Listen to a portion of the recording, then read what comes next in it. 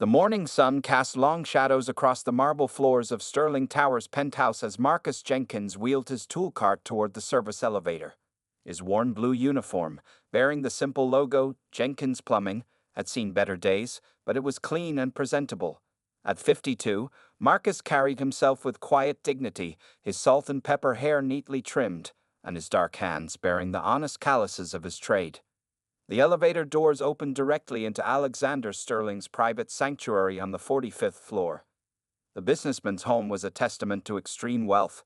Crystal chandeliers, priceless artwork, and floor-to-ceiling windows overlooking the city below. The marble fountain in the entrance hall alone probably cost more than Marcus's supposed yearly income. A tall, well-dressed man in his early 40s emerged from around the corner, his expensive Italian shoes clicking against the floor.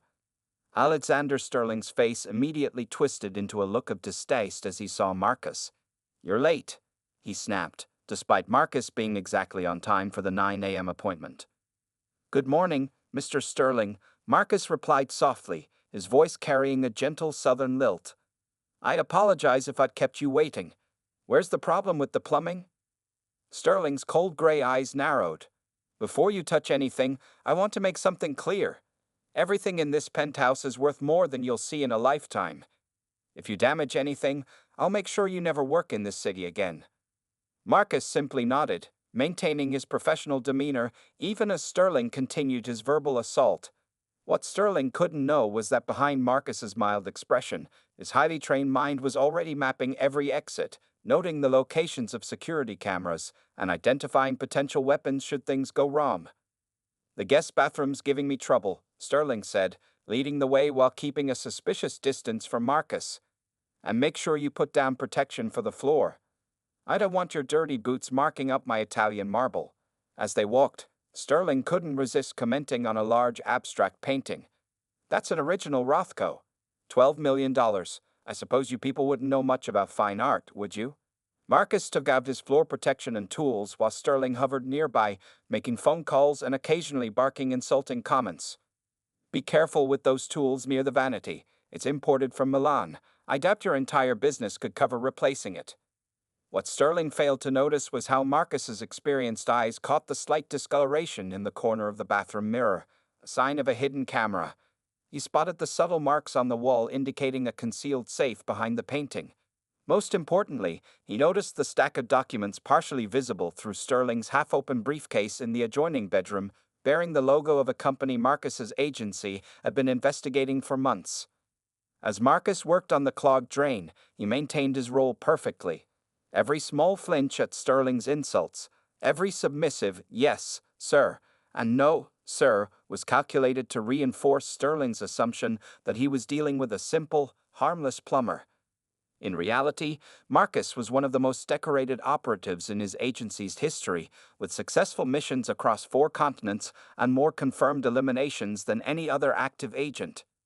Sterling's phone rang again, and this time his voice dropped to a whisper as he stepped into the bedroom.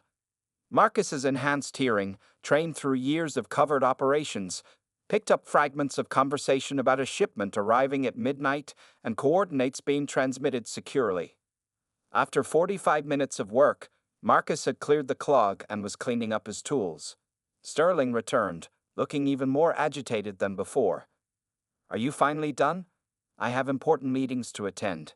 "Yes, sir. The problem's fixed now. Just needed to clear out some mineral buildup in the pipes." Marcus kept his eyes downcast as he prepared the invoice.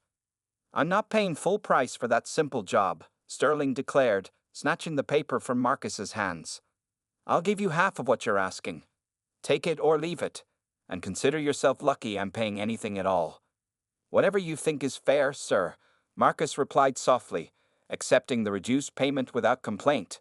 As he wheeled his cart back to the elevator, Sterling's disdainful gaze followed him. What Sterling didn't see was the slight smile that crossed Marcus's face as the elevator doors closed. In just 45 minutes, he had gathered more intelligence on Sterling's operation than his agency had collected in the past 6 months. The arrogant businessman had no idea that his prejudice and cruelty had just granted unprecedented access to one of the world's deadliest spies. Back in his modest apartment across town, Marcus sat at his kitchen table, carefully reviewing the photos he had secretly taken in Sterling's penthouse.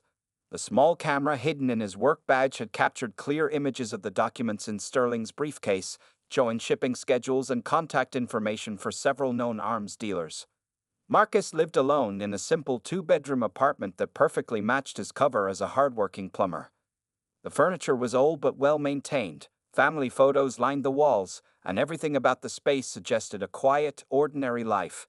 But behind a false wall in his bedroom lay a different story, a high-tech command center filled with surveillance equipment, weapons, and secure communication devices. As he made himself a cup of coffee, Marcus's mind wandered back to how he had ended up in this unique position. 25 years ago, he had been a promising young Navy SEAL when the agency recruited him. They saw something special in him, not just his physical capabilities, but his remarkable ability to blend in and be overlooked.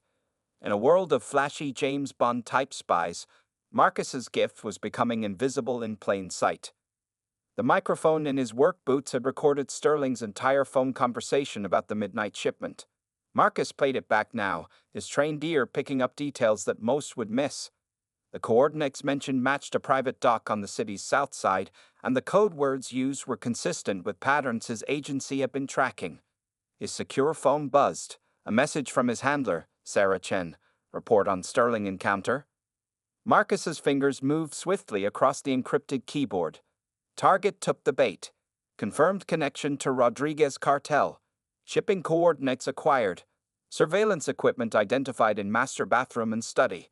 Meeting scheduled for midnight. Sarah's response came quickly. Good work. Backup team standing by. Continue maintaining cover.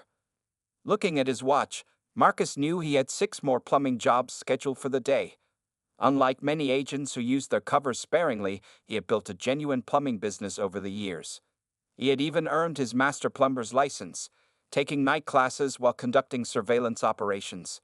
His dedication to the craft made his cover nearly unbreakable. He could actually fix any plumbing problem he encountered. The phone on his business line rang. Marcus switched seamlessly back into his plumber persona as he answered.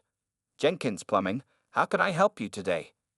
It was Mrs. Rodriguez, an elderly client from the east side with a leaking faucet.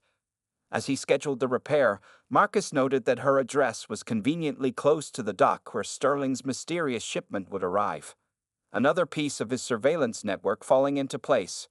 Before heading out, Marcus checked his special tools, the ones hidden within his regular plumbing equipment. His pipe wrench contained a sophisticated listening device, his level housed a high-resolution camera, and his tape measure included a powerful tracking device. Years of experience had taught him that the best hiding place for spy gear was inside actual working tools. He changed into a fresh work uniform, making sure it looked appropriately worn but clean. Every detail mattered in maintaining his cover. The coffee stain on the sleeve, the slight fraying at the collar, all carefully calculated to project the image of a hard-working tradesman. As he loaded his van, Marcus spotted his neighbor Mrs. Thompson walking her dog. He waved and chatted briefly about her grandson's baseball game, maintaining the friendly, neighborly relationship he had built over years. None of his neighbors suspected that the quiet plumber next door spoke 7 languages fluently and could disable an armed opponent in seconds. Before pulling away from the curb, Marcus checked his encrypted phone one last time. Sarah had sent additional information about Sterling's known associates. Marcus memorized the faces and names, knowing they might be present at tonight's meeting. The morning sun was now high in the sky as Marcus drove toward his next job. To anyone watching, he was just another plumber making his rounds, part of the invisible workforce that kept the city running. But beneath this carefully crafted exterior was one of the most effective intelligence operatives in the field, moving undetected through a world of dangerous secrets.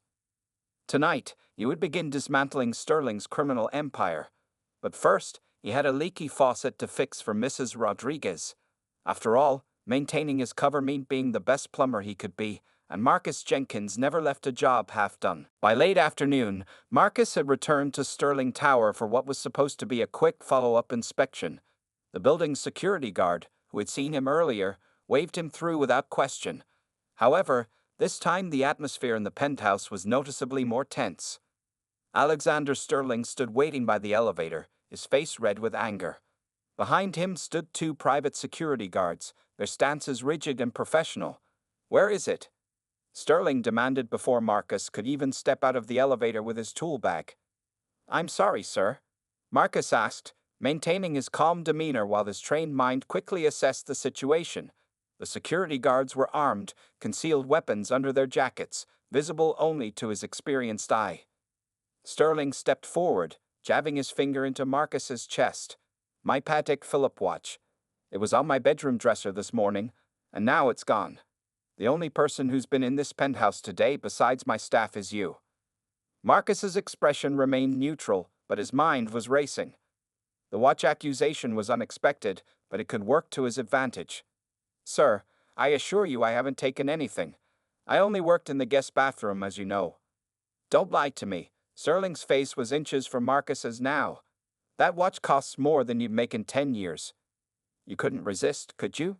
"Search him," he ordered the guards. As the guards patted him down, Marcus played his role perfectly, the dignified but frightened worker facing false accusations. Inside, however, he was documenting every detail of the guards' movements, their weapons, their level of training. "Sir," one guard said after the search, "he's clean. No watch." Sterling wasn't satisfied. "Check his tool bag." He turned to Marcus with a sneer. "You people are all the same. Give you an inch of trust, and you take advantage." Marcus stood quietly as they emptied his tool bag, carefully examining each tool. What they didn't know was that their rough handling had activated several of his hidden surveillance devices, now recording everything. "Nothing here either, sir," the second guard reported. Sterling's frustration peaked. "Fine, search the bathroom again. He must have hidden it somewhere." As one guard left to search, Sterling continued his verbal assault. "I should have known better than to let someone like you into my home. Do you know who I am? I can destroy your entire business with one phone call." What Sterling didn't realize was that his angry tirade was revealing far more than he intended. His expensive shirt cuff had shifted, revealing fresh rope burns on his wrist, consistent with someone who had recently been handling heavy cargo. His nervous glances at his phone suggested he was waiting for an important call. Every detail was being catalogued by Marcus's trained mind. "Sir," the guard returned, "the bathroom's clean. No sign of the watch." Sterling paced, running his hands through his hair. "Get out." He finally spat at Marcus. "But don't think this is over. I'll be filing a formal complaint against your business. You'll never work in this building again."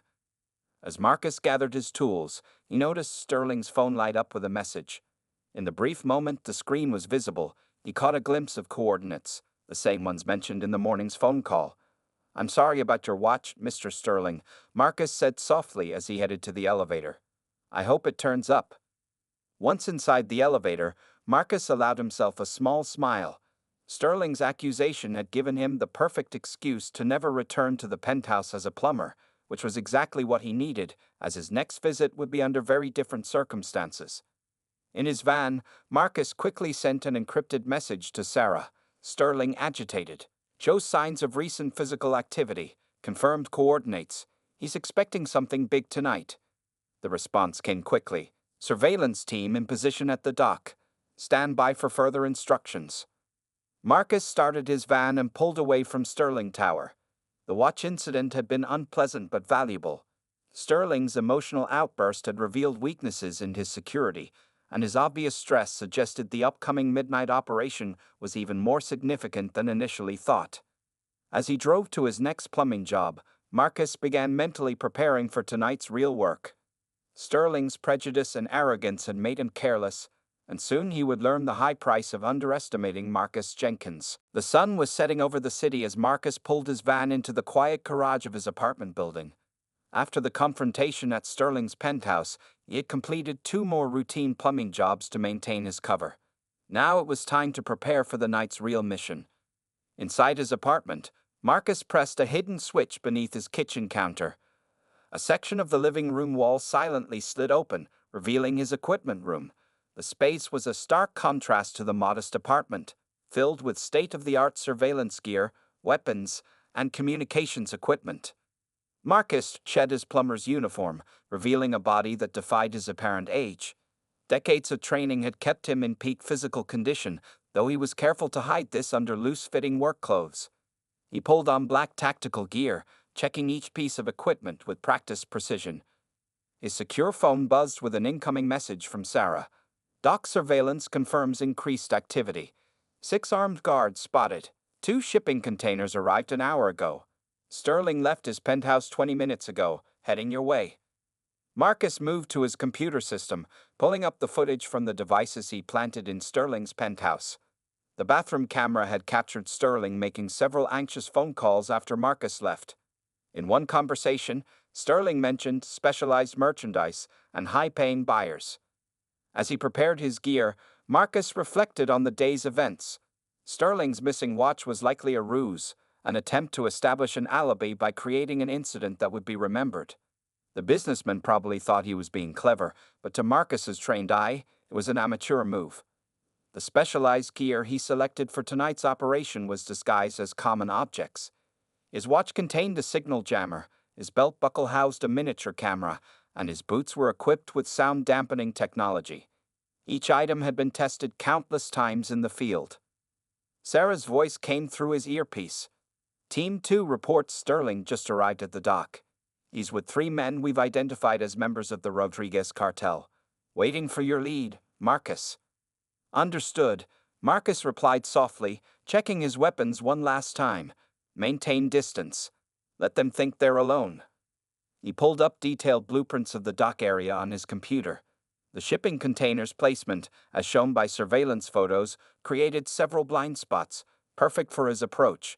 Years of experience had taught him that overconfident targets like Sterling often overlooked basic security measures. His phone buzzed again, this time with images from the dock's security cameras, which his team had already hacked. Sterling was pacing nervously between the containers, checking his phone repeatedly. The 3 cartel members stood nearby, their body language suggesting they were growing impatient. Marcus switched on his tactical vest's body camera, synchronized it with headquarters, and did one final equipment check. Every movement was smooth, practiced, the result of thousands of similar operations. Yet this one felt different, personal. Sterling's behavior today had confirmed what they'd long suspected about his operation, and his prejudiced attitude had made him sloppy. Sarah, have teams 3 and 4 in position yet? Marcus asked, moving toward his garage where a different vehicle waited. A nondescript black sedan with diplomatic plates. Affirmative. They're staged 2 blocks from the dock. Coast Guard unit is standing by as well. Marcus started the car, its engine purring quietly. Perfect. Maintain radio silence unless emergency. I'm moving into position. As he drove through the darkening city streets, Marcus thought about Sterling's arrogant dismissal of him earlier that day. The businessman had seen what he wanted to see, just another service worker he could bully and demean. That prejudice would be his downfall. The dock was now visible in the distance, its security lights creating pools of yellow illumination in the gathering darkness. Marcus parked in a predetermined blind spot and checked his watch. 11:45 p.m. In 15 minutes, Sterling's shipment would arrive, and with it, enough evidence to bring down his entire operation. All teams, radio check, Marcus whispered, receiving 4 clicks in response. His people were in position, invisible in the shadows, waiting for his signal. Marcus emerged from his car, moving silently toward the dock. Gone was any trace of the humble plumber from this morning. Now he moved with the deadly grace of a predator, leaving Sterling's guards completely unaware that their worst nightmare was approaching in the darkness. The midnight air at the dock was thick with tension as Marcus moved silently between the shipping containers. Through his enhanced night vision goggles, he could see Sterling and his associates gathered near the water's edge, their nervous energy evident in their restless movements. A large cargo ship was approaching the dock, its running lights dimmed. Marcus recognized it as the Maria Elena, a vessel his agency had been tracking for months. Right on schedule, exactly as the coordinates in Sterling's penthouse had indicated. Target vessel approaching, Marcus whispered into his communications device. All teams hold position. Through his scope, he could now clearly see Sterling greeting 2 new arrivals, well-dressed men with the distinctive bearing of former military. These would be the buyers Sterling had been so anxious about all day. Marcus's hidden cameras captured their faces for facial recognition. "Sir," Sarah's voice came through his earpiece. Buyers identified as former special forces, known arms dealers, extremely dangerous. Marcus watched as dock workers began unloading large crates from the ship. His thermal imaging revealed what the wooden boxes contained. The heat signatures matched exactly with military-grade weapons. Sterling was showing the buyers samples, his earlier arrogance now replaced by an eager-to-please demeanor. The irony wasn't lost on Marcus. Just hours ago, Sterling had treated him like dirt, and now here he was, groveling before these dangerous men. The same prejudice that had made Sterling underestimate his plumber had also made him overestimate his own importance in this criminal world.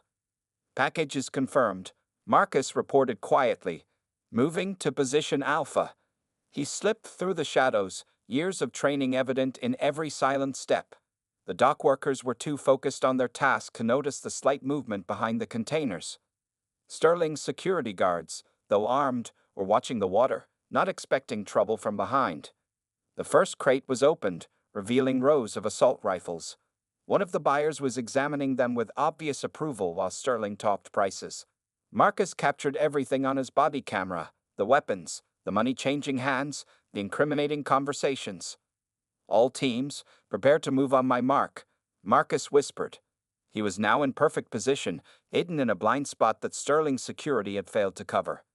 Suddenly, one of the dock workers dropped a tool, the metallic clang echoing across the water. Sterling jumped nervously, showing just how on edge he really was. "Be careful, you idiots," he hissed. "We can't attract attention." The buyers exchanged knowing looks, clearly unimpressed with Sterling's amateur behavior.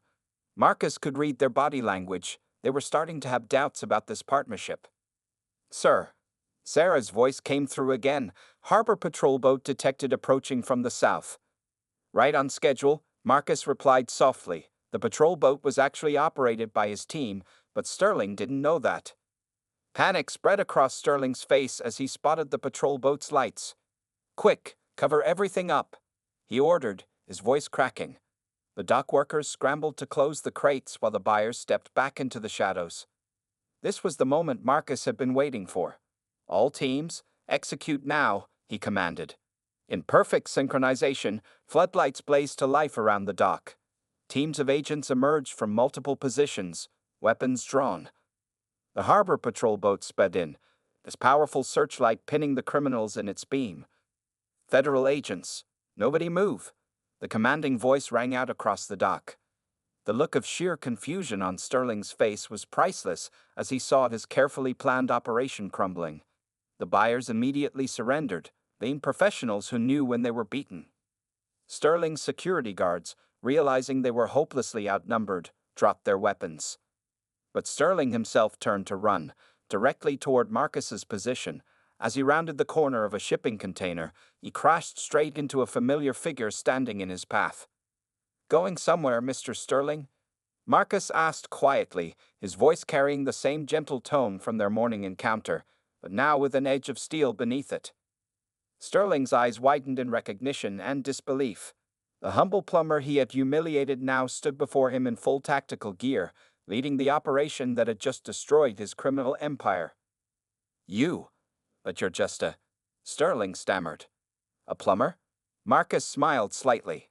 "Amazing what prejudice can make you miss, isn't it?" As his team moved in to make the arrests, Marcus couldn't help but think that today's successful operation had started with a simple clogged drain, and an arrogant man who judged others too quickly. Inside the makeshift interrogation room at the dock's security office, Alexander Sterling sat handcuffed to a metal chair, his expensive suit now wrinkled and stained with sweat. The room was deliberately small, making the once powerful businessman feel trapped and vulnerable. The door opened, and Marcus walked in, still wearing his tactical gear, but now also displaying his agency credentials. Sterling's eyes fixed on the badge, then darted back to Marcus's face, struggling to reconcile the dangerous federal agent before him with the humble plumber from that morning. "Let's start simple, Mr. Sterling," Marcus said, sitting down across from him. "Would you like to explain why you have 3 shipping containers full of illegal weapons on your dock?" Sterling's arrogance briefly resurfaced. "I want my lawyer. I know my rights." "Of course you do," Marcus replied calmly. "But before we get to that, I thought you might like to know exactly how your empire fell apart.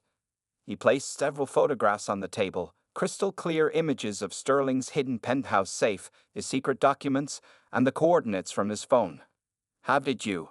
Sterling's voice trailed off as understanding slowly dawned on his face. Remember when you were berating me about your Italian marble floors this morning? Marcus continued. I was actually documenting your security system's blind spots. While you were making those racist comments about you people, I was photographing the shipping manifestos you left in plain sight. Sterling's face reddened with a mixture of anger and embarrassment. You had no right to be in my home under false pretenses. Actually, I had every right. Federal warrant, Marcus said, sliding another document across the table.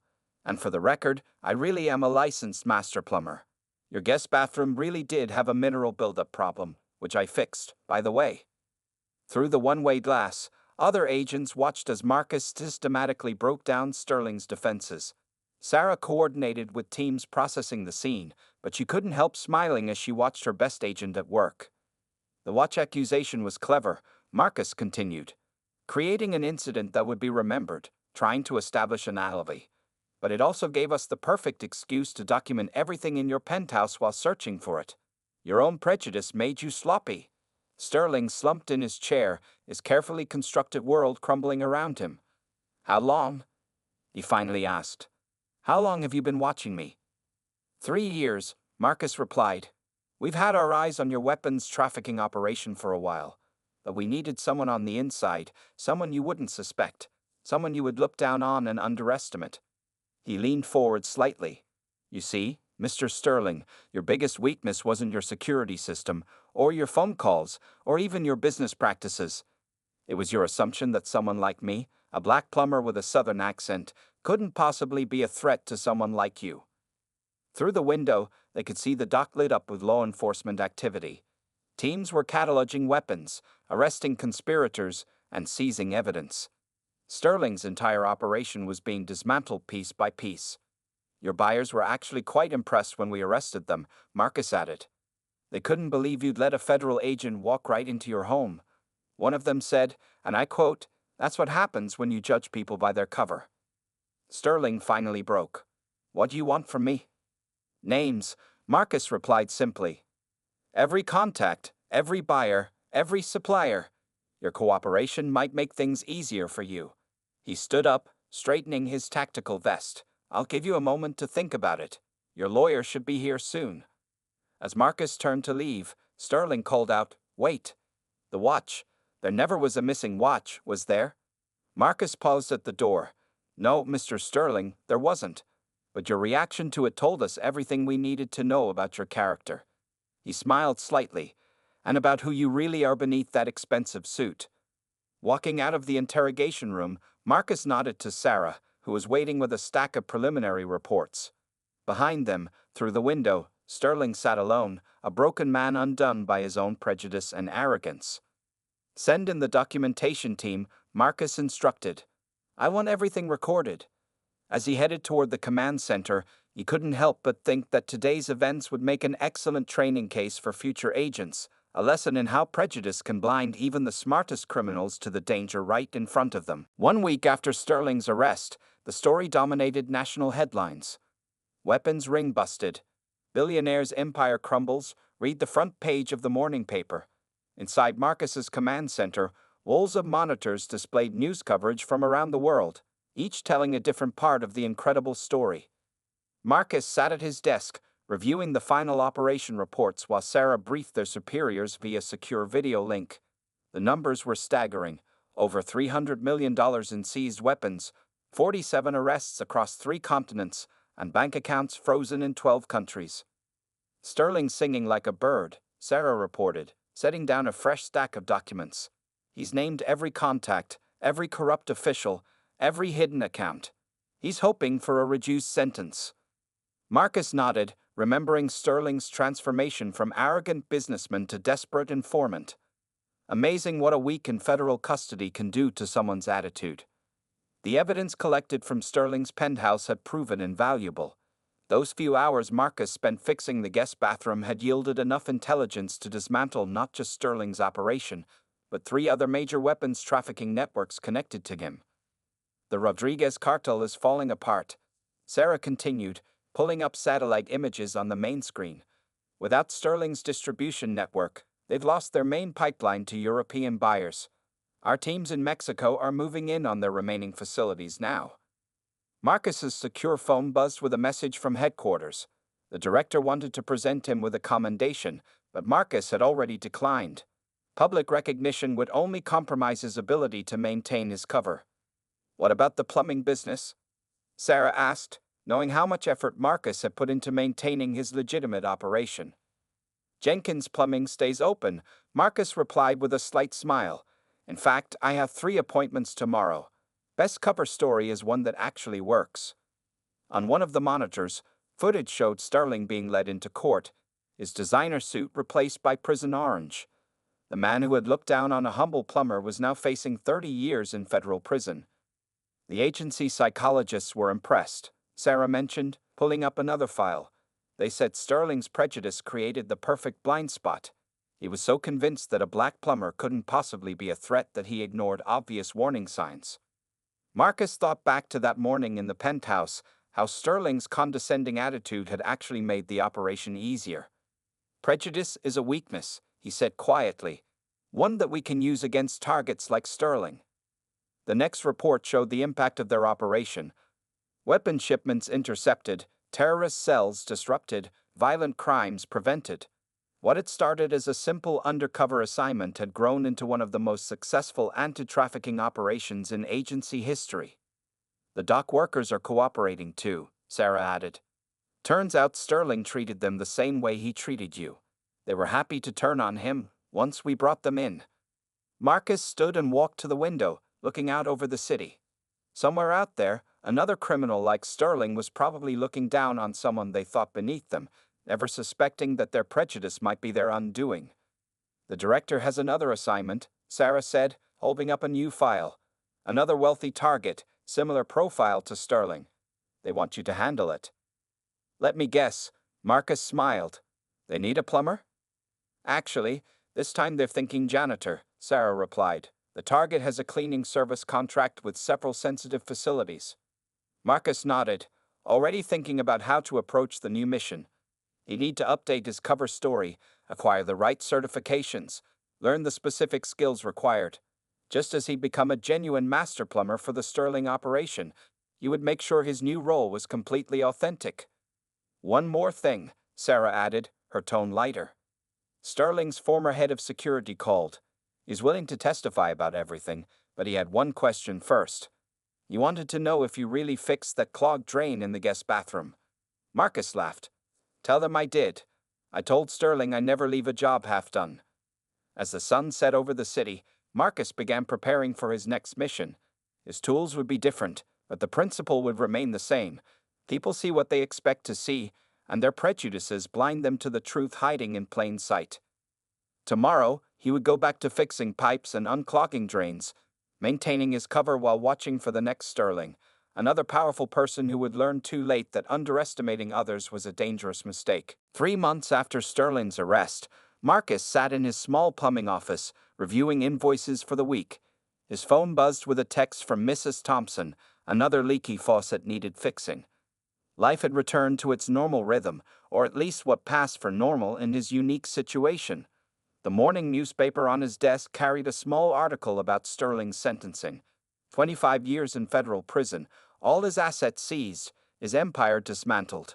The once powerful businessman who had looked down on a simple plumber was now just another inmate in an orange jumpsuit. Sarah's weekly update had been encouraging. Using Sterling's information, they had shut down weapons trafficking operations in 12 countries. The Rodriguez cartel had completely collapsed, its leaders arrested or in hiding. Even more satisfying were the reports of corrupt officials being removed from positions of power, all thanks to Sterling's detailed confessions. A knock on his office door interrupted his thoughts. A young trainee agent stood there, looking somewhat nervous. The agency had started using the Sterling case as a training example, and part of that training now included spending time with Marcus. Come in, Agent Roberts, Marcus said warmly. Ready for your first plumbing lesson? The young agent looked confused. Sir, I don't understand. Why do I need to learn actual plumbing? Marcus gestured for him to sit down. Because the best cover isn't just a story, it's a real skill. When I went into Sterling's penthouse, I wasn't pretending to be a plumber. I was a plumber. He pulled out his master plumber's license and various certifications, all legitimately earned. Every job I did, every pipe I fixed, every drain I unclogged, it was all real. That's what made the cover unbreakable. The young agent nodded slowly, beginning to understand. And that's why Sterling never suspected. Partly, Marcus replied. But Sterling's prejudice was the other key factor. He saw what he expected to see, just another service worker he could look down on. He never imagined that the man he was humiliating could be a federal agent. Marcus opened his toolbox, showing the young agent how various surveillance devices were integrated into actual working tools. See this wrench? It really works as a wrench. The listening device inside is just a bonus. Throughout the morning, Marcus taught the trainee the basics of plumbing while sharing lessons from the Sterling operation. He explained how maintaining a real business provided perfect cover for surveillance operations, how doing honest work built trust in the community, and how people's assumptions could be used against them. The agency's changed its training because of your operation, the young agent mentioned. They're putting more emphasis on deep cover work, learning real trades. Marcus smiled. Good, because the next Sterling is out there somewhere, probably looking down on someone right now, never suspecting that their prejudice is their weakness. After the training session, Marcus had 3 regular plumbing jobs scheduled. As he loaded his van with tools, he reflected on how his life had found a unique balance. He was still one of the agency's top operatives, but he was also genuinely proud of his plumbing business and the service it provided to the community. His phone buzzed with a message from Sarah. New target identified. Similar profile to Sterling. Interested? Marcus typed back. Always. Send the details.